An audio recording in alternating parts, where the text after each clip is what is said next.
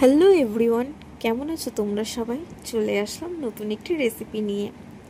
আজকে বানাচ্ছি পনির ক্যাপসিকাম। দেখতেই পাচ্ছ, ক্যাপসিকাম তো কেটেই ফেলেছি আগে।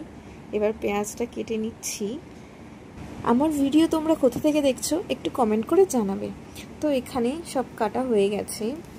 এবার কড়াইয়ে তেল দিয়ে, তো তার মধ্যে জিরে ফোড়ন দিয়ে এবার পেঁয়াজগুলো দিয়ে দিয়েছি। তো পেঁয়াজগুলো ভাজা হতে থাকুক, এদিকে তোমাদের সাথে কিছু কথা শেয়ার করি।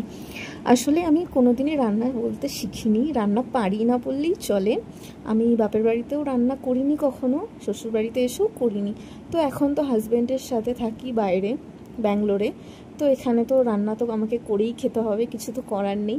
তো নিজের হাতে যখন কড়াই আর খুন্তি পেয়েছি, তখন নিজেই চেষ্টা করি কিছু রান্না করার। তো সেগুলোই তোমাদের কাছে শেয়ার করি।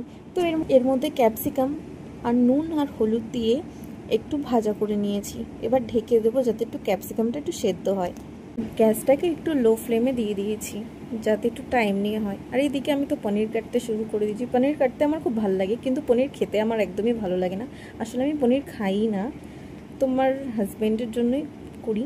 চলো, এদিকে পনির তো কাটা হয়ে গেছে, আর বাদবাকি পনিরটা রেখে দেবো।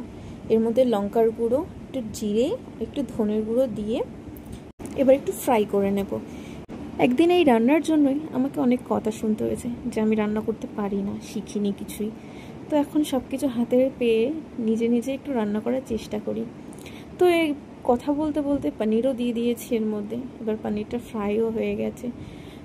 তো আমার এতক্ষণ অনেক বকবক শুনলে, তো ভালো লাগলে লাইক, কমেন্ট আর শেয়ার করে দিয়ে যেও। Bye bye.